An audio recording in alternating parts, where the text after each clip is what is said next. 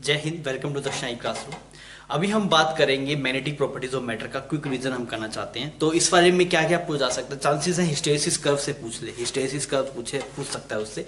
Last बार जनवरी में एक बार JEE में से पूछा भी था उससे, तो वो हम लास्ट में करेंगे, वो आप एक बार देख लीजिएगा।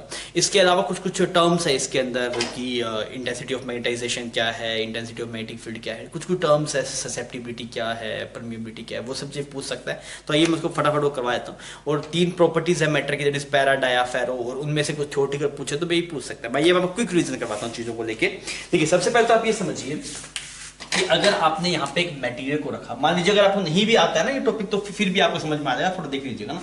यहाँ पे मान लीजिए एक मटेरियल को रखा आपने, कोई मटेरियल को रखा, आप ये समझ में sir different different material different different property show करते हैं। बिकॉज अगर आप आयरन को चिपकाते हैं मेट से, वो चिपक जाता है, कुछ कुछ मटेरियल्स हैं जो चिपक जाते हैं, कुछ कुछ नहीं चिपकते, या फिर कुछ रिपेल भी करते हैं। तो वो डिपेंड करता है भाई साहब उसके इंटरनल जो मोलिकुलर लेवल पे जो स्ट्रक्चर है वो किस तरह की है। अब मैं ये बताऊं कि मान लीजिए आपने यहाँ पे एक्सटर्नल मैग्नेटिक फील्ड लगाया बच्चों, बी नॉट। इनिशियली जो इसके मैग्नेटिक डाइपोल थे, जैसे इलेक्ट्रिक डाइपोल होते हैं मटेरियल में, वैसे मैग्नेटिक डाइपोल भी होते हैं।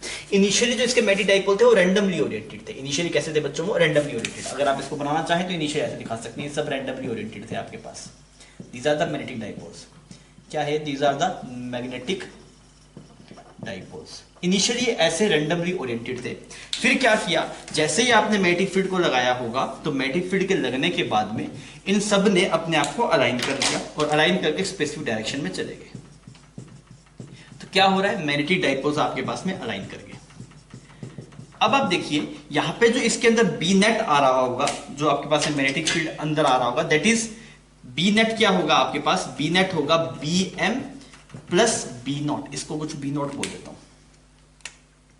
क्लियर। ये बी एम क्या है आपके पास में, दिस इज जो आपके पास में एक्सटर्नल मैग्नेटिक फील्ड लगाने की वजह से आपके जो डाइपोल्स अरेंज हुए हैं उसकी वजह से कुछ मैग्नेटिक फील्ड आएगा। ये जो डाइपोल्स अरेंज हुए इसकी वजह से कुछ मैग्नेटिक फील्ड आएगा। तो ये बी एम वो है, this is induced magnetic field, this is induced magnetic field. तो ये मटेरियल की वजह से आया। तो अगर आप यहां पे इस मटेरियल के अंदर देखें तो आपको दो दिखाई देंगे, एक बी एम जो इस मटेरियल खुद की वजह से है, और एक बी नॉट जो एक्सटर्नल था आपके पास में। इतनी बात क्लियर है, ठीक है। अब आप सोचिए कि अगर आप इस बी की वैल्यू को बढ़ाएंगे तो इसका अलाइनमेंट भी बढ़ेगा, एक स्टेडी स्टेट तक बढ़ेगा, जब तक सब अलाइन ना हो जाए उसके बाद नहीं बढ़ेगा। तो उससे क्या हो रहा है, बीएम की वैल्यू बढ़ती जा रही है, तो अंदर बी नेट भी बढ़ रहा है। तो ये आपको समझ में आ गया सर। अगर आप मटेरियल्स को लेंगे तो मटेरियल्स के अंदर क्या है, जब आप एक्सटर्नल मैग्नेटिक फील्ड लगाते हैं तो उनके डाइपोल्स अरेंज हो जाते हैं, उसकी वजह से अंदर एक मैग्नेटिक फील्ड आया था, उसको आप बोलते हैं बीएम, और एक टर्म है बी नॉट। सबसे पहली जो टर्म आपको बताया गया, that is magnetization, that is intensity of magnetization, that is intensity of magnetization, तो अपने काम करते हैं ना, अपनी चीजों को बहुत सिंपल रखते हैं। इंटेंसिटी ऑफ मैग्नेटाइजेशन, आपको वर्ड से क्या समझ में आ रहा है, मैग्नेटाइजेशन मतलब कोई चीज मैग्नेटाइज होगी, कोई चीज मैग्नेटाइज होगी, कितनी ज्यादा मैग्नेटाइज होगी ये वो पूछ रहा है, समझ में आ रही है। तो ये इंटेंसिटी ऑफ मैग्नेटाइजेशन क्या है, वो ये बताएगा भाई साहब ये वाला मैटेरियल कितना मैग्नेटाइज हुआ, इसमें जो एक्सटर्नल जो इंड्यूस मैग्नेटिक फील्ड आ रहा है वो कितना का आ रहा है आपके पास। तो ये आपको क्या बताएगा इंटेंसिटी ऑफ मैग्नेटाइजेशन, कि भाई साहब इसके अंदर कितना ज्यादा मैग्नेटिक फील्ड इंड्यूस है, या फिर ये मैटेरियल कितना मैग्नेटाइज हो पा रहा है। तो इसको आप क्या किसी नोट करें, इसको आप आई से डिनोट कर, दैट इज इंटेंसिटी ना। तो किसके बराबर होता है, that is net magnetic movement, net magnetic movement. कौन से वाला, इंड्यूस्ड वाला, इंड्यूस्ड के जो मैग्नेटिक मूवमेंट आ डिवाइड बाय वोल्यूम, ठीक है। तो ऐसा टर्म है, मतलब अगर इसके अंदर मैग्नेटिक मूवमेंट जो इंड्यूस होगा वो ज्यादा होगा, वो कब होगा, जब ये वाली टर्म ज्यादा होगी। तो ऑब्वियसली यार जितना ज्यादा उसको एब्जॉर्ब, मतलब उसके फेवर में जा रहा है कि हाँ भाई ठीक है तू आ रहा है, उसकी वजह से मैं अपने आप को अलाइन कर रहा हूं, तो जितना अलाइनमेंट होगा आपके पास में उतनी इंटेंसिटी ऑफ मैग्नेटाइजेशन ज्यादा आएगा। इसकी यूनिट की बात करें तो यूनिट आप बता सकते हैं क्या होगा सर, जो मैग्नेटिक मूवमेंट की यूनिट है वो कितनी है, दैट इज एन आई है। वहां पे जो मैग्नेटिक मूवमेंट था यहाँ पे था वो सेम है, तो वहां पे आई था, that is ampere metre square. यहाँ पे वॉल्यूम कितना गया, मीटर क्यूब। टोटल यूनिट क्या है, that is ampere by metre. ये रिजल्ट आप याद रखेंगे, इतनी बात क्लियर है, ठीक है। अब आगे बढ़ने से पहले अपने केस करते हैं, उस केस से आपको ये समझ में आएगी। मान लीजिए सोलेनोइड था आपके पास में, ये एक सोलेनोइड था, इसमें कुछ करंट जा रहा था आपके पास आई, ठीक है। तो इसके अंदर जो मैग्नेटिक फील्ड आ रहा है वो बी नॉट कितना होगा आपके पास, यहाँ पे मैग्नेटिक फील्ड है मान लीजिए इस तरफ बी नॉट, तो बी नॉट की वैल्यू कितनी आएगी। सो सोलेनोइड के अंदर मैग्नेटिक फील्ड हमें याद है, that is mu not an I, that is mu not an I, clear, ठीक है। अब आप क्या कीजिए, अब आप इसके अंदर एक सॉलिड, एक सॉफ्ट आयरन की कोई एक सॉफ्ट आयरन की बार इंसर्ट कर दीजिए, एक सॉफ्ट आयरन को आप इंसर्ट कर दीजिए इसके अंदर। Clear? This soft iron core, soft iron core, नाम सुना होगा आपने सॉफ्ट आयरन की कोर, हमने पहले वहां पे देखे। तो उसमें क्या होता है कि वो भी आपको भी देखिए एक्सटर्नल मैग्नेटिक फील्ड, यहाँ पे बी नोट है, यहाँ पे ये वाला बी नोट था, यहाँ पे ये वाला बी नोट है, म्यू नोट एन वैल्यू है, ये एक्सटर्नल मैग्नेटिक फील्ड था। अब आपने इसके अंदर सॉफ्ट आयरन कोर एक कोर डाल दी, उससे क्या होगा? उससे कोर होगा ये कि जो कोर है, कोर के जो आपके पास में मैग्नेटिक डाइपोल्स होंगे वो अपने आप को अलाइन कर लेंगे। बहुत बढ़िया। और अगर ये अपने आप को अलाइन कर लेंगे, जो बी नेट आपके पास में निकल के आएगा, बी नेट वो कितना बनेगा? बी नेट बनेगा आपके पास में B naught plus B M, B naught plus B M. कितनी बात समझ में आ गई बच्चों? ठीक है सर, ये बी एम क्या है? This is magnetic field due to induce charge, this is magnetic field due to induction, due to induction. समझ गया? ठीक है। अभी आप जो bm को लिखते हैं, bm को that is mu not multiply I लिखा जाता है, ये बात आप याद रखिएगा। आई क्या आपके पास में? Intensity of magnetisation. अब इसको भी उसी फॉर्मेट में लिखना चाहता हूं। ये b नॉट क्या था? इस सोलेनोइड की वजह से मैग्नेटिक फील्ड, उसको आपने क्या लिखा? That is b naught is equal to mu not multiply h। Clear? ये क्या है आपके पास में? Intensity of magnetization. ये टर्म आपके पास में ये किसको रिप्रेजेंट कर रहा है? ये h किसको रिप्रेजेंट कर रहा है? h रिप्रेजेंट कर रहा है भाई साहब एक्सटर्नल मैग्नेटिक फील्ड कितना था। I किसको रिप्रेजेंट कर रहा है भाई साहब? इसके अंदर इंड्यूस कितना हुआ। तो ये टर्म है intensity of magnetisation. This I is intensity of magnetisation, इसको आप जानते हैं। This is intensity of magnetisation, इसमें कोई दिक्कत नहीं है, नाम से फील आ रहा है आपको। इंटेंसिटी ऑफ मैग्नेटाइजेशन ये क्या है? इंटेंसिटी ऑफ मैग्नेटिक फील्ड, ये एक्सटर्नल फील्ड को बता रहा था। तो H को क्या बोलते हैं हम? That is intensity of magnetic field, magnetic field. यहां तक आप ये टर्म आपको पता होनी चाहिए। अगर ये पता होगा तो आगे दिक्कत नहीं आएगी। ठीक है, अब आप देखिए, अगर ऐसा हमने इसको लिख रखा है तो बी नेट जो आपके पास में बना, बी नेट को आपने क्या लिख दिया? दैट इज बी नॉट की जगह लिख दिया mu nought H, this is mu nought H, और वो क्या बन गया आपके पास में? म्यू नॉट मल्टीप्लाई आई। यहां पे बी नेट अगर आप बाहर निकालेंगे म्यू नॉट को, तो ये बन गया एच प्लस आई। ठीक है, अब आप बताइए एच किसको रिप्रेजेंट कर रहा है? एच रिप्रेजेंट कर रहा है सर एक्सटर्नल मैग्नेटिक फील्ड को। आई किसको रिप्रेजेंट कर रहा है? कि जो इसमें जो मैग्नेटिक फील्ड इंड्यूस हुआ उसकी क्वांटिटी को रिप्रेजेंट कर रहा है। अगर वो ज्यादा होगा तो ये ज्यादा, ये ज्यादा। ये एक मैग्नेटिक फील्ड नहीं है तो उसका ratio that is magnetic field, that is magnetic moment per unit volume. पर ये बता कि किसकी वजह से आया? एच वाली टर्म आई इसकी वजह, that is external magnetic field. I वाली टर्म किसकी वजह से है? इसकी वजह, that is magnetic field induce. अब ये दोनों भी तो आपस में लिंक्ड होगी, क्योंकि सोच के देखिए, अगर आप सॉफ्ट आयरन का मटेरियल डाल रहे हैं तो उसमें कुछ अलग मैग्नेटिक मूवमेंट आएगा, कोई और मटेरियल डाल रहे हैं तो उसमें अलग आएगा, तो वो तो मटेरियल की प्रॉपर्टी पे डिपेंड करेगा। तो ये दोनों टर्म्स आपस में लिंक्ड होती है, ये दोनों टर्म्स आपके पास में लिंक्ड होती है। अगर मान लीजिए कोई अच्छा मटेरियल होगा, वो जैसे आप एक्स्ट्रा मैग्नेटिक फील्ड लगाएंगे वो अपना बीएम भी अच्छा खासा बना लेगा। कोई अच्छा मटेरियल होगा उसके लिए कुछ अलग चीज वैल्यू आएगी, वो वाली कुछ इनका जो रिलेशन होगा वो अलग आएगा। तो ये रिलेशन निकालना जरूरी है। तो इस रिलेशन को बोलते हैं ससेप्टिबिलिटी। दिस इज काई से रिप्रेजेंट करते हैं, that is susceptibility, that is I by H. Susceptibility, this is susceptibility. इसमें सब नाम अगर आप सही ढंग से पढ़ेंगे तो आपको समझ में आए। ससेप्टिबिलिटी, ससेप्ट कितना किया, ससेप्टिबिलिटी मतलब ससेप्ट कितना किया। अगर मान लीजिए मेरे पास किसी ने एक्सटर्नल मैग्नेटिक फील्ड लगाया 30 टेस्ला का, 30 टेस्ला का, और मैंने खुद ने अपना प्रोड्यूस किया 20 टेस्ला का, तो मैंने कुछ ससेप्ट किया ना। मान लीजिए कोई और मटेरियल है, उसके अंदर आपने फील्ड लगाया 30 का, उसने खुद ने अपना बनाया 10, तो उसकी ससेप्टिबिलिटी कम है। जैसे 20 बनाया उसकी ससेप्टिबिलिटी ज्यादा है। ससेप्ट मतलब मैंने कितना उसको अपने अंदर संभाल लिया। हाँ भी ठीक है, मैं उसकी वजह से कुछ काम करूंगा, उसकी वजह से मैग्नेटिक फील्ड को बढ़ाऊंगा। तो ये टर्म क्या बोलते हैं? ससेप्टिबिलिटी। देखिए क्या है ससेप्टिबिलिटी, कि भाई साहब इंड्यूस कितना हुआ डिवाइड बाय आपने लगाया कितना था। समझ में आ रहा है? तो ये इसको क्या बोलते हैं? ससेप्टिबिलिटी। समझ में आ गई बच्चों? क्लियर है? इंड्यूस कितना हुआ डिवाइड बाय लगाया कितना। बस मैग्नेटिक फील्ड नहीं, वहां पे इंटेंसिटी ऑफ मैग्नेटाइजेशन, यहां पे क्या है? Intensity of magnetic field. Done. अच्छा, अब आप इसको यहां पे पुट कर दीजिए बी नेट को। बी नेट को अगर आप पुट करें तो ये टर्म क्या बन जाएगी आपके पास?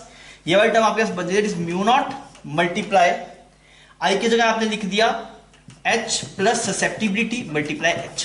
तो ये टर्म बन गई that is mu nought H bracket में 1 प्लस ससेप्टिबिलिटी। ठीक है, तो बी नेट आपके पास जो निकल के आ रहा है that is mu nought H bracket में 1 प्लस ससेप्टिबिलिटी। अच्छा, अब मैं एक चीज आपको दिखा रहा हूं, थोड़ी फील आएगी आपको। अगर आप देखें इस स्पेसिफिक केस के लिए, इस स्पेसिफिक केस के लिए एच क्या था? For this specific case H क्या था आपके पास में? Ni for solenoid, for solenoid. सही है ना ये बात? बिकॉज आप बी नोट था म्यू नोट Ni, आप म्यू नोट एच के बराबर किया। ठीक है, अब आप ये वाली टर्म अगर आप देख रहे हैं, ये वाली टर्म आप देख रहे हैं, तो क्या बन गया, ये बन गया mu not an I multiply कुछ टर्म है वो बी नेट दे रहा है। वापिस देखिए एच क्या है, म्यू नॉट एन आई, तो ये तो बन गया जो इनिशियल मैग्नेटिक फील्ड था, और ये क्या हो गया आपके पास में, इसके अंदर जो आप चीज एक्सटर्नल डाल रहे हैं वो चीज। अब आप देखिए इलेक्ट्रोस्टैटिक में जाइए, इलेक्ट्रोस्टैटिक में क्या था, इनिशियल इलेक्ट्रिक फील्ड कुछ ई नॉट था, अगर आप कुछ मीडियम में रखते थे डाइलेक्ट्रिक कांस्टेंट के था, तो ये क्या बन जाता ई नॉट बाई के। तो नेट में कितना चेंज आया, नेट में इतना चेंज आया, नेट में इतना चेंज आया, तो इसका डाइलेक्ट्रिक कांस्टेंट है, पर यहाँ पे डाइलेक्ट्रिक कांस्टेंट नहीं बोलते इसको, तो हम क्या बोलते हैं यहाँ पे, दैट इज रिलेटिव परमेबिलिटी। कुछ नया नहीं था, आप सोच के देखिए, अगर मैं आपको सीधा बोलता कि भाई साहब इस मटेरियल की रिलेटिव परमिटिविटी कुछ म्यू आर थी, तो आप बताइए इसके अंदर नेट मैग्नेटिक फील्ड कितना होगा, तो आप बोलेंगे सर पहले था म्यू नॉट एन आई, पर यहां पे जो म्यू पुट करना चाहिए वो एब्सोल्यूट का पुट करना चाहिए, तो मल्टीप्लाई क्या करना पड़ेगा, म्यू आर करना पड़ेगा। यही बोलते हैं आप, मान लीजिए कुछ नहीं पढ़ाता आपको, ये बोलता सर इनिशियली जो मैग्नेटिक फील्ड था वो म्यू नॉट एन आई था, एक सॉफ्टवेयर कोड डाली, उसकी जो रिलेटिव परमेबिलिटी है दैट इज म्यू आर, तो अब बताइए मैग्नेटिक फील्ड कितना हुआ, तो आप बोलेंगे जो बी नेट का एक्सप्रेशन आएगा वो म्यू एन आई आएगा, म्यू एन आई। अब की बार यहाँ पे एब्सोल्यूट पुट करना है, एब्सोल्यूट क्या होगा, that is mu not multiply mu r. तो आपने बोला सर इस वाली टर्म को क्या बोलेंगे, इस वाली ये जो टर्म है दैट इज रिलेटिव परमेबिलिटी से मल्टीप्लाई कर आ जाएगा, नहीं तो आप इन दोनों को हटाए क्या लिख सकते हैं, mu not mu r n I की जगह ऐसे बोल दीजिए that is mu n I, इसको आप म्यू भी बोल सकते हैं, दैट इज एब्सोल्यूट परमेबिलिटी। बच्चों बात समझ में आ रही है क्या, तो इस वाली टर्म को आप क्या बोलते हैं, इसको बोलते हैं रिलेटिव परमेबिलिटी। इस वाली बात को आप देख लीजिए, अगर एक्सटर्नल होता म्यू नॉट एन आई, मैं बोलता कोई मीडियम की परमेबिलिटी कुछ म्यू आर है, तो आप क्या मल्टीप्लाई करते हैं, म्यू आर रिलेटिव परमेबिलिटी, यही आता है बी नेट। अच्छा इसको आप बोल सकते हैं एब्सोल्यूट परमेबिलिटी बोल सकते हैं, ये म्यू एब्सोल्यूट परमेबिलिटी है, या तो आप इसको ऐसे लिखिए that is permeability in air multiply relative permeability, या फिर आप बोलिए सर इन दोनों की मल्टीप्लिकेशन को एब्सोल्यूट बोल देते हैं, तब भी बात बन जाएगी। तो यहां पे ये जो टर्म आई आपके पास इट इज 1 प्लस काई, 1 प्लस काई, इस वाले टर्म का क्या नाम है आपके पास, this is named as relative permeability, this is mu r, इसको बोलते हैं रिलेटिव परमेबिलिटी। कभी नाम आ जाए रिलेटिव परमेबिलिटी तो घबराना नहीं है, दैट इज 1 प्लस काई, ठीक है, ये वाले टर्म को आप रिलेटिव परमेबिलिटी बोलते हैं। अच्छा और देखिए अगर आप इसको ऐसे लिख दें that is mu not multiply mu r, H लिखा आपने, ठीक है। अब आप देखिए बी नेट का एक्सप्रेशन आप लिख रहे हैं mu not mu r multiply H. अब आप देखिए अगर आप एयर की परमेबिलिटी में म्यू आर मल्टीप्लाई करेंगे तो ये क्या बन जाएगा, किसी मीडियम की परमेबिलिटी बन जाएगा, दैट इज म्यू एच। ये क्या बन गया आपके पास, this is absolute permeability, absolute permeability, और ये किसके बराबर आ गया आपके पास, तो आप बोले सर जो एब्सोल्यूट परमेबिलिटी का फॉर्मूला है, एब्सोल्यूट परमेबिलिटी वो आपके पास जो निकल के आता है दैट इज, यहीं पे कर दूं क्या, म्यू की वैल्यू जो आती है that is mu not bracket में 1 प्लस काई। तो सर हमने क्या क्या सीख लिया, फटाफट एक बार देख लेते हैं। देखिए एक एक्सप्रेशन तो आपने ये सीखा कि आई क्या होता है, that is intensity of magnetisation, वो क्या है आपके पास, that is net magnetic movement induced divide by volume. एक टर्म ये वाली आपने नहीं सीखी है, ये आपको पता होना चाहिए, दिस टर्म, ठीक है। फिर इसकी यूनिट समझ में आ गई आपको, ठीक है। फिर आप यहां पे देखिए कि बी नोट को लिखा म्यू नॉट एच, यहां पे एक एच टर्म नया है, this is intensity of magnetic field. ये बी को क्या लिखा म्यू नॉट आई, और ये I is intensity of magnetization. ये वाला स्टेप आपको क्लियर होने चाहिए। फिर हमने जोड़ा है, फिर कोई दिक्कत नहीं। फिर हमने ये नया फॉर्मूला देखा, इसका रट्टा मारना है आपको, क्लियर, ठीक है। फिर इसके बाद में हमने क्या देखा, हमने इस ससेप्टिबिलिटी को यहां पुट किया, पुट करके देखा तो ये टर्म आपके पास निकल के आ रही है, इसको आपने क्या बोल दिया, this is named as relative permeability. 1 plus chi is relative permeability, और 1 प्लस काई मल्टीप्लाई म्यू नॉट क्या है आपके पास में, absolute permeability, clear. This is absolute permeability, this is relative permeability, done. मेरी क्या एडवाइस है, एक बार ना आप ये पूरा एक्सप्रेशन खुद से करके देखिए, हार्डली आपको 10 से 15 मिनट लगेंगे और आपको पूरा क्रिस्टल क्लियर हो जाएगा, आप फंसेंगे नहीं इन सब टर्म्स के अंदर। एक बार खुद से करके देख लीजिए तो क्लियर हो जाएगा, ठीक है बच्चों, आप इतना छाप लीजिए। बच्चों हमने क्या किया, मतलब प्रॉपर्टीज की, मैग्नेटिक प्रॉपर्टीज के हिसाब से बैटरी को 3 हिस्से में डिवाइड कर, that is diamagnetic, paramagnetic, ferromagnetic. आपका केमिस्ट्री में से देखा हुआ होगा, फिर कुछ रिवाइज कर लेते हैं। डायमैग्नेटिक में क्या होता है, अगर आपने एक्सटर्नल मैग्नेटिक फील्ड कुछ लगाया B naught, external magnetic field कितना लगाया आपने, बी नॉट लगाया, तो अब इसके जो मैग्नेटिक फील्ड इंड्यूस होता है वो अपोजिट डायरेक्शन में होता है। इससे पहले वाला केस जो आपने देखा वो जनरल केस देखा था, इससे पहले हम जो देखे सोलेनोइड वाला केस, उसमें हमने इसकी डायरेक्शन में माना था। पर डायमैग्नेटिक मटेरियल अगर आपने लगाया है तो उसमें जो मैग्नेटिक फील्ड इंड्यूस होगा वो अपोजिट डायरेक्शन में होगा, मतलब जो डाइपोल्स अलाइन होंगे वो अपोजिट डायरेक्शन में होंगे। अरे क्लियर है ये वाली बात, ठीक है। तो अगर आप पूछूंगा यहाँ पे बी नेट कितना होगा, तो बी नेट होगा आपके पास में that is B naught minus B M, clear, ठीक है। अगर आप बात करें सर पैरामैग्नेटिक के अंदर, तो पैरामैग्नेटिक में अगर आपने एक्सटर्नल मैग्नेटिक फील्ड लगाया तो ये जो मैग्नेटिक डाइपोल्स होंगे वो इसी के डायरेक्शन में अलाइन होंगे, पर बहुत ज्यादा रिपेयर मतलब बहुत ज्यादा अलाइन नहीं होंगे, थोड़ा ठीक ठीक होंगे, मतलब बीएम की वैल्यू बहुत ज्यादा नहीं होगी। तो बी नेट की वैल्यू है that is B net B naught plus BM आएगा, जो आपके पास में मैग्नेटिक फील्ड इंड्यूस हो रहा है वो उसी डायरेक्शन में आएगा पर कुछ कम आएगा। BM is small, BM is small quantity, ठीक है। फेरोमैग्नेटिक क्या होता है, फेरोमैग्नेटिक पैरा के जैसा ही होता है, पर यहां पे जो बीएम की वैल्यू होती है बच्चों बहुत ज्यादा होती है। तो अगर आपने एक्सटर्नल मैग्नेटिक फील्ड लगाया तो बहुत सारे डाइपोल्स ऐसे अलाइन हो जाएंगे।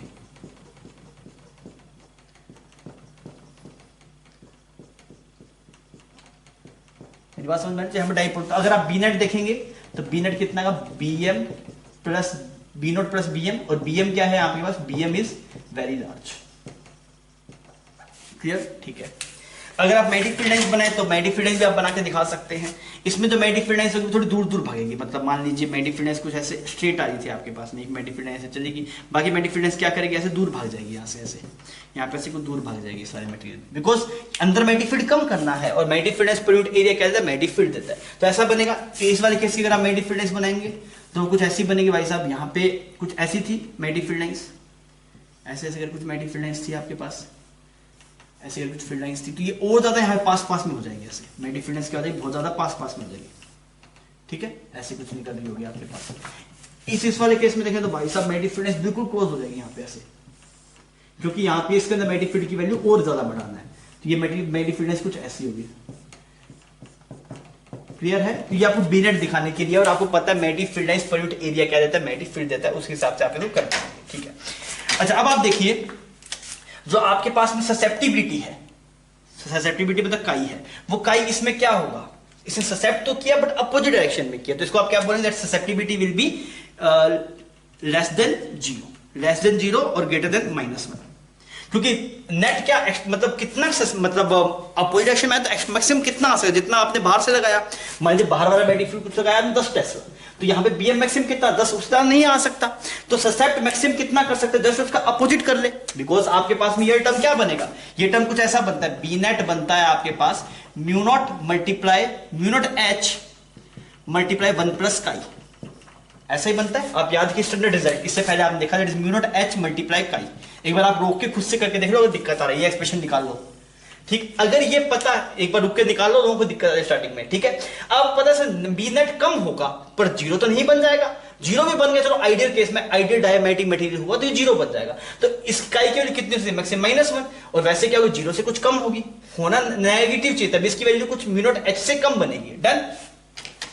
यहाँ पे जो काई होगा आपके पास, काई वो क्या होगा बच्चों, यहाँ पे जो बी नेट होगा वो ज्यादा होगा, या बी नेट क्या होगा, ज्यादा होगा, किससे, जीरो से बड़ी होगी, ठीक है। और आपके पास में कुछ एक नंबर मान लो, कुछ जेड, कोई एक जेड नंबर मान लो, उसके बराबर, मतलब यहाँ पे काई की वैल्यू, क्योंकि इसके अंदर जो बी नेट होगा वो कुछ बढ़ेगा, अब बहुत ज्यादा नहीं बढ़ेगा, बिकॉज पैरामैग्नेटिक मटेरियल, पैरामैग्नेटिक में जो बी नेट होता है वो बहुत ज्यादा बढ़ता नहीं है, इसकी चर्चा कर चुके हैं। तो जेड क्या है, Z is small number, Z is small number, clear. अच्छा, अगर आप यही काई की बात करें इसके लिए, इस वाले मटेरियल के लिए, तो इसके लिए क्या होगा, काई की वैल्यू भाई साहब बहुत बड़ी होगी, that is very large as compare to 1, क्यों, क्योंकि इसका जो बी नेट होगा वो बहुत ज्यादा होगा। अरे सही है। अगर कोई मुझसे पूछे भाई साहब म्यू आर के बारे में, म्यू आर के बारे में, दैट इज रेटिव परमेबिलिटी, तब भी कोई दिक्कत नहीं, रेटिव परमेबिलिटी क्या आता है, 1 बाय काई, 1 प्लस काई होता है ना, इसमें आप 1 1 जोड़ दो तो क्या होगा, आपका 0 से बड़ा होगा और 1 से छोटा होगा। क्या होता है म्यू आर, म्यू आर होता है 1 प्लस काई, काई के बारे में पता है, तो ये टर्म जोड़ दो यहाँ पे। सिमिलरली यहाँ पे म्यू देखें तो किससे बड़ा आएगा, ये 1 से लेके जेड प्लस 1। यहाँ पे अगर आप देखिए that will mu R will be very very large as compare to, यहाँ पे this will very very large as compare to 2। समझ में आ रही है बात, ऐसे कर पाएंगे आप। तो इतनी सी ये बातें हैं इसके लिए डाया पैरा फेरो में, आपको समझ में आना चाहिए। वैसे तो ससेप्टिबिलिटी उसकी मतलब डाया के लिए आपके पास ससेप्टिबिलिटी नेगेटिव आती है, पैरा के लिए पॉजिटिव आती है, पर बहुत बड़ा नंबर नहीं आता। फेरो के लिए पॉजिटिव आती है और बड़ा लार्ज नंबर आता है आपके पास। ये एक्सप्रेशन एक बार आप खुद से ड्राइव करना आना चाहिए, ये आ जाएगा तो आपको दिक्कत नहीं होगी। ठीक है बच्चों, तो ये तीनों मटेरियल्स हो गए। आइए अब इसे कुछ स्पेशल चीजों की बात करते हैं।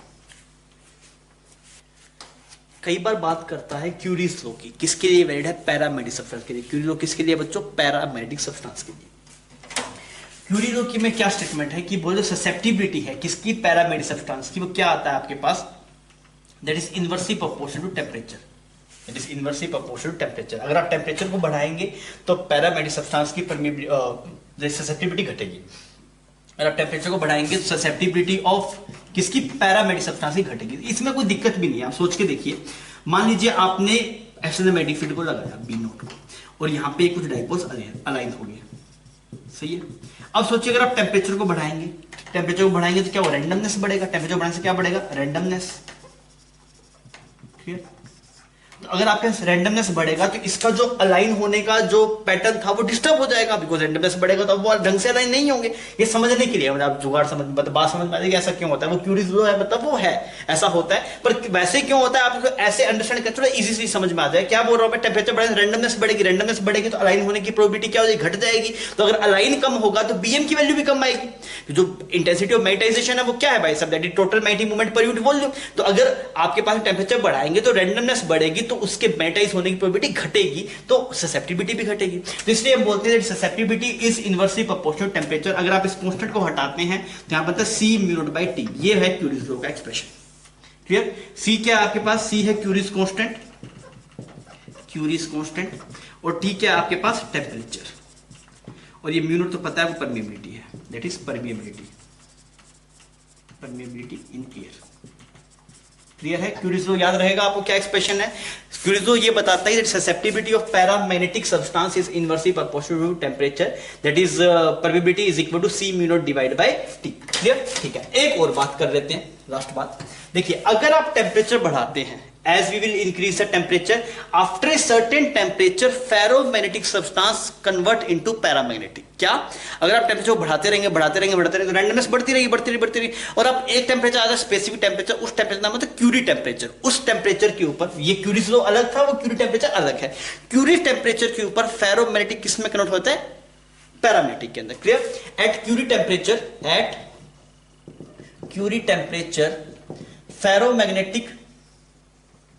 ferromagnetic converts into paramagnetic. Clear है। एक्चुअली इसके पीछे रीजन है वो ये है कि जो फेरोमैग्नेटिक में जो स्ट्रक्चर होती है that is domain type structure, और जैसे टेम्परेचर बढ़ाते हैं तो वो डोमेन्स ब्रेक हो जाते हैं। जिस टाइम पे डोमेन्स ब्रेक हो जाते हैं, डोमेन्स ब्रेक होने के बाद पैरामैग्नेटिक सब्सटेंस बन जाता है। डोमेन्स क्या होते हैं वो ठीक है थ्योरेटिक बात। एक्चुअली क्या होता है, एक सेट रहता है आपके पास पूरा, वो सेट एक साथ अलाइन होता है। जब एक साथ अलाइन होता है तो मैग्नेटिक फील्ड की वैल्यू बहुत ज्यादा बढ़ जाती है। इसी वजह से फेरोमैग्नेटिक के अंदर मैग्नेटिक फील्ड बहुत ज्यादा होता है। फेरोमैग्नेटिक में आपका डोमेन टाइप स्ट्रक्चर होती है। जैसे टेम्परेचर बढ़ाएंगे डोमेन्स ब्रेक होते हैं, स्पेसिफिक टेम्परेचर पे सारे डोमेन्स क्या हो जाते हैं आपके पास, ब्रेक हो जाते हैं। क्लियर। तो एक स्पेसिफिक टेम्परेचर पे टेम्परेचर बढ़ाएंगे, स्पेसिफिक टेम्परेचर पे वो फेरोमैग्नेटिक से पैरामैग्नेटिक में कन्वर्ट हो जाता है। और वो टेम्परेचर अच्छा खासा है, मतलब अगर आप बात करेंगे आयरन के लिए तो वो अप्रोक्स 1000 केल्विन के आसपास है। क्लियर। अब आप देखिए उसके लिए भी वहां पे भी फिर क्यूरीज लॉ वैलिड हो जाएगा। टीसी क्या है आपके पास में, temperature at which ferro convert into para.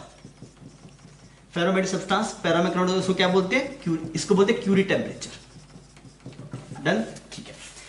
अच्छा, इसमें अगर आप देखें ससेप्टिबिलिटी आता है आपको C multiply T minus TC।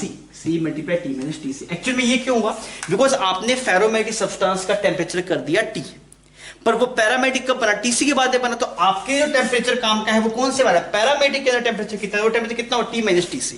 तो आपके पास में फेरोमैग्नेटिक मटेरियल्स के लिए क्यूरीज लॉ वैलिड हो जाएगा, पर कब, आफ्टर क्यूरीज टेम्परेचर। इसका मतलब क्या, वो क्या बन जाएगा, पैरा बन जाएगा। तो ये बात सही है, जो क्यूरीज लॉ है वो पैरामैग्नेटिक के लिए है, पर फेरो भी एक सर्टेन टेम्परेचर के बाद पैरा बन गया, इस वजह से उसके लिए लॉ वैलिड हो गया। क्लियर। यहाँ पे जो टीसी है वो क्या है बच्चों, क्यूरीज टेम्परेचर। तो आपको सीधे स्ट्रेट फॉरवर्ड सवाल मिलेंगे, कोई दिक्कत नहीं है। अच्छा, इसमें एक लाइन देखिए, मैंने लिखा है well before saturation point for paramagnetic substance.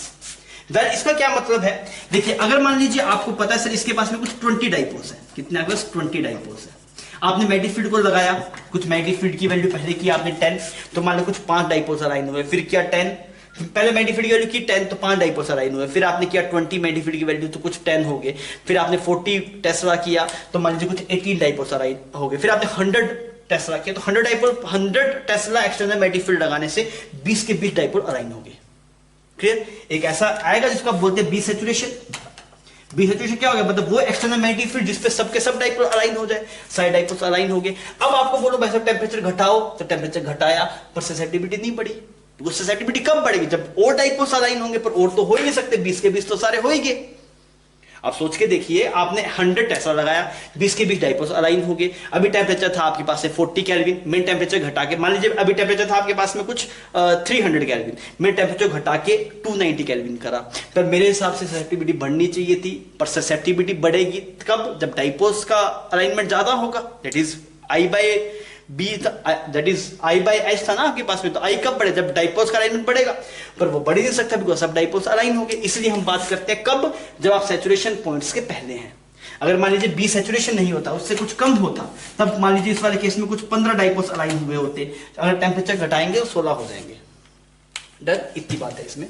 ठीक है बच्चों, ये वाली कहानी यहाँ पे खत्म होती है। अभी हम एक लास्ट चीज की बात कर लेते हैं, दैट इज हिस्टेरेसिस कर्व। वो एक बार आ चुका था, तो आप वो क्विक देख लीजिएगा एक बार। ठीक है बच्चों, छाप लीजिए एक बार ना, आप इसे रिवाइज कर लीजिए पूरी कहानी को। जब आप जेईई मेंस में जा रहे हो, तो अगर आपको दिक्कत हो तो एक बार आप रिवाइज लीजिए और शॉर्ट नोट्स बना के देख लीजिएगा, फटाफट हो जाएगा। एक बार आप खुद से करें तो चीजें बहुत स्मूथली हो जाएगी। ठीक है, जब जो जनवरी के अंदर आपके पास 2020 के अंदर जो जेईई मेंस हुआ था, उसमें से एक बार एक सवाल हिस्टेरेसिस कर्व का आया था। सिंपल सी चीज आपको समझिएगा। देखिए हम यहाँ पे क्या कर रहे हैं, आपके पास इसको ऐसे नहीं ऐसे बना रहे हैं, यहां से हम इसको देखिए हो क्या रहा है। ये आपको यूं बताता है कि मान लीजिए आपने किसी एक मटेरियल को किसके अंदर रखा है बच्चों, एक्सटर्नल मैग्नेटिक फील्ड। क्लियर? तो ये उसके अंदर जो मैग्नेटाइजेशन होगा उसको शो कर रहा है, और ये आपको एक्सटर्नल मैग्नेटिक फील्ड को शो कर रहा है। एक्सटर्नल मैग्नेटिक फील्ड याद है ना आपको, बी नॉट को आप क्या लिखते थे, B not is equal to mu multiply H, तो वो वाला एच है। मतलब ये एच किसके प्रोपोर्शनल है कि भाई साहब एक्सटर्नल मैग्नेटिक फील्ड कितना है, और ये एम इसके प्रोपोर्शनल है कि आपने जो एक्सटर्नल मैग्नेटिक फील्ड लगाया उसके कोरेस्पोंडिंग मटेरियल में जो मैग्नेटिक फील्ड आया वो कैसा है। क्लियर?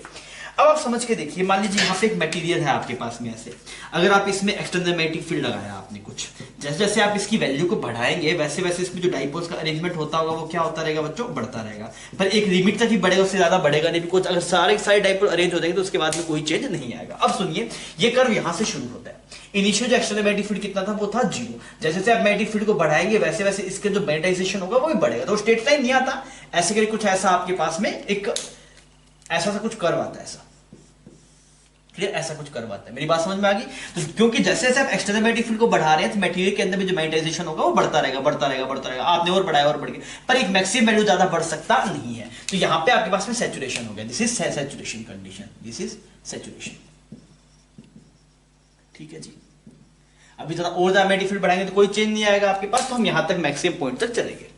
अब सुनिए, अब मान लीजिए अगर आप एक्सटर्नल मैग्नेटिक फील्ड को कम करने जाएंगे, एक्सटर्नल मैग्नेटिक फील्ड को आपने बोला अभी लगाया घट गया, अब आपने बी को घटाया, तो बी को घटाएंगे तो क्या होगा, यहाँ पे जो इसका ये जो इसका एक डायरेक्शन के अंदर अलाइनमेंट हुआ था मैग्नेटिक डाइपोल्स का, वो भी कम होना शुरू हो जाए। जैसे जैसे आप इस बी नोट की वैल्यू घटाना शुरू करेंगे वैसे वैसे जो इसका मैग्नेटाइजेशन है वो भी कम होता रहेगा। तो आपने क्या किया, जैसे बी को घटाया, ये कर देखिए, पहले यहां से यहां पे गया, पहले यहां से यहां पे गया, फिर जैसे जैसे आपने घटाया घटाया घटाया, आपने एक्सटर्नल मैग्नेटिक फील्ड 0 बना दिया। एक्सटर्नल मैग्नेटिक फील्ड 0 बनाए, पर सबके सब डाइपोल अब की बार ऐसा नहीं होगा, पूरे के पूरे ही 0 होगी।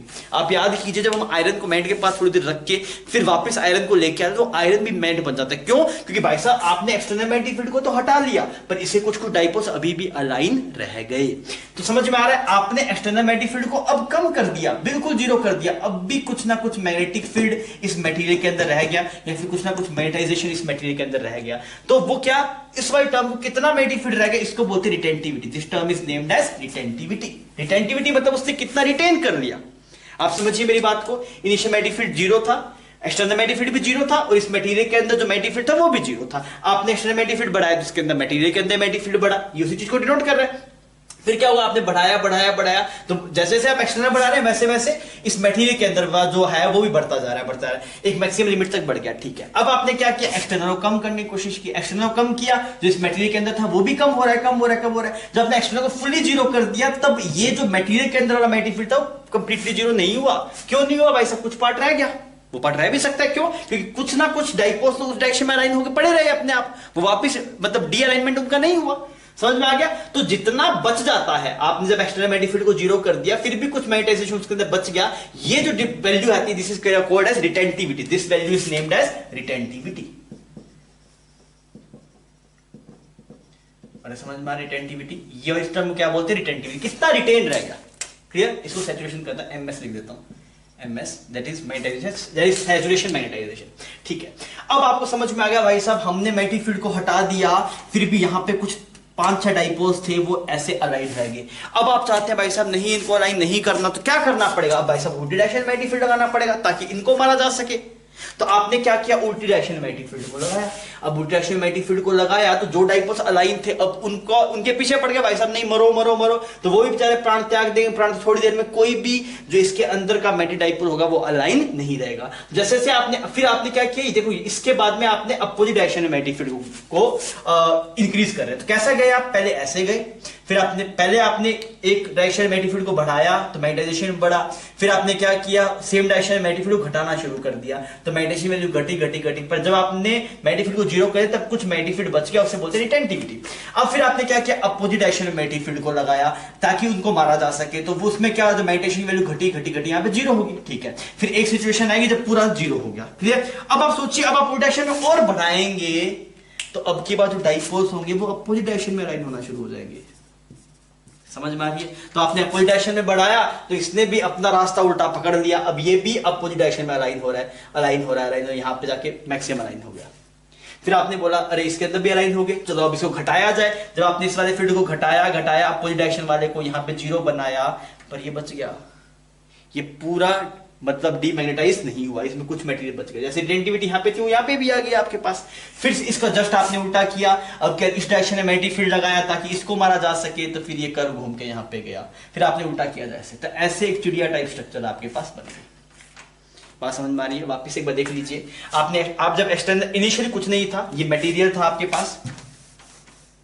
आप ऐसे समझ, जैसे मैं एक मटेरियल हूं, आप मेरे अंदर ऐसे एक्सटर्नल मैग्नेटिक फील्ड भरा रहे थे। इनिशियली केस में देखिए, जब आप जैसे ये मेरी फिंगर्स है, ये अलाइनमेंट को शो कर रही है, ठीक है। आपने इस डायरेक्शन में मैग्नेटिक मूवमेंट बढ़ाया तो मेरी एक फिंगर मैग्नेटाइज हुई तो थोड़ा ऊपर बढ़ा, फिर आपने और बढ़ाया तो 2 फिंगर हुई, 3 हुई, 4 हुई, 5 हुई, लास्ट में मैं यहाँ पे पहुंच गया। अब आपने बोला भाई साहब एक्सटर्नल मैग्नेटिक फील्ड को घटाओ, जैसे आप घटाना शुरू करेंगे तो फिर वापस 4 हुई, फिर 3 हुई, फिर 2 हुई, पर जब आपने जीरो बनाया तो जीरो नहीं हुई, मेरी फिंगर्स कितनी बच गई? 2 बच गई। तो अब आपने क्या बोला, भाई साहब इन 2 फिंगर को मारो, तो कैसे मारे? तो उल्टी डायरेक्शन में मैग्नेटिक फील्ड लगाना पड़ेगा। आप उल्टी डायरेक्शन में लगाना शुरू किया, 2 से 1 बना, फिर एक ऐसा मैग्नेटिक फील्ड आया जहां पे पूरा मर गया। तो भाई साहब आपने जितना मैग्नेटिक फील्ड लगा के इसको मारा, जितना मैग्नेटिक फील्ड लगा के उसको मारा, इसको क्या बोलते हैं? Coercivity. This term is named as कोहेसिविटी।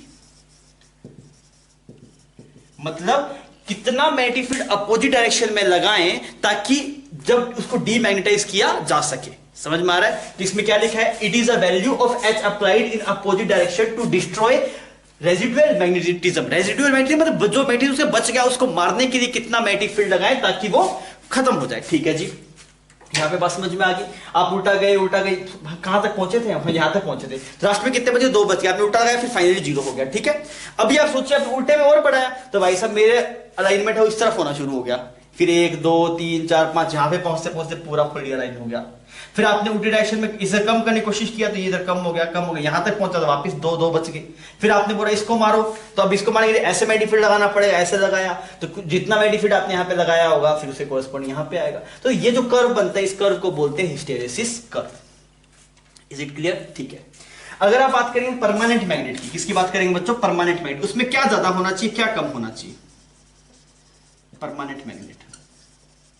Permanent magnet मतलब एक ऐसी मैग्नेट जो अच्छा खासा मैग्नेटिक फील्ड अपने पास रखती हो, तो उसमें क्या ज्यादा होना चाहिए? उसकी रिटेंटिविटी क्या होनी चाहिए? हाई होनी चाहिए। कोरेसिविटी क्या होनी चाहिए? हाई होनी चाहिए। बिकॉज अगर उसकी मतलब कोरेसिविटी कम हुई तो मान लो अर्थ का मैग्नेटिक फील्ड उसको मार देगा, फिर वो कहेगा मैग्नेट। मेरी बात समझ में आ रही है? तो अगर आप परमानेंट मैग्नेट चाहिए तो उसकी क्या प्रॉपर्टी होनी चाहिए? High retentivity and high coercivity. High coercivity मतलब समझ गई ये बात? ठीक है। अगर आप बात करें इलेक्ट्रोमैग्नेट की, अच्छा इलेक्ट्रोमैग्नेट का क्या फंडा होता है? इलेक्ट्रोमैग्नेट का फंडा ये होता है कि भाई जब आपने करंट सप्लाई किया मैग्नेट बन गया, जब आपने करंट बंद किया तो मैग्नेट नहीं बना। मैं समझ में आ रहा है? करंट देते ही फटाफट मैग्नेट बन गया, और करंट जब आप जैसे ही हटाए वैसे ही खत्म हो गया उसका मैग्नेट। तो क्या होना चाहिए? अगर आप जैसे ही करंट को हटाए वैसे मैग्नेटिक फील्ड खत्म हो जाए, इसका मतलब क्या है? रिटेंटिविटी बहुत कम होना चाहिए।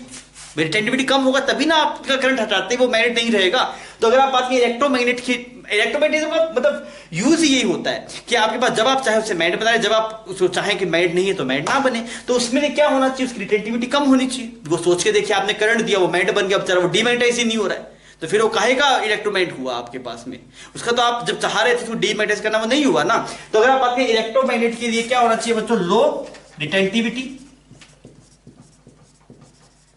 And low coercivity. क्लियर है? ठीक है। अच्छा, एक होता है हिस्टेरेसिस लॉस, एक होता है बच्चों हिस्टेरेसिस लॉस। अगर कभी हिस्टेरेसिस लॉस की बात करें, हिस्टेरेसिस लॉस वो क्या होता है, देखिए आपको अगर मान लीजिए आप अपोजिट डायरेक्शन मैग्नेटिक फील्ड लगाएंगे, जैसे आपने देखा भी कुछ रिटेंटिविटी रहेगी आपके पास में, कुछ रिटेंटिविटी रहेगी, अब आपको क्या करना पड़ेगा, अपोजिट डायरेक्शन मैग्नेटिक फील्ड लगाना पड़ेगा, तो आप उसको मारने हैं, तो इस प्रोसेस के अंदर कुछ एनर्जी का लॉस होगा ना, इस प्रोसेस में एनर्जी का लॉस होगा, तो वो क्या कहलाता है आपके पास में, हिस्टेरेसिस लॉस कहलाता है। क्लियर? तो इस प्रोसीजर में जो एनर्जी का लॉस होता है वो क्या कहलाता है, हिस्टेरेसिस लॉस, और वो किसके बराबर आता है, इस एरिया अंडर द कर्व के बराबर आता है। जो हिस्टेरेसिस लॉस होता है किसके बराबर आता है बच्चों आपके पास, that is area under curve. Clear है? कोई दिक्कत नहीं इसके अंदर। तो बच्चों इतनी बात थी इस चैप्टर के अंदर।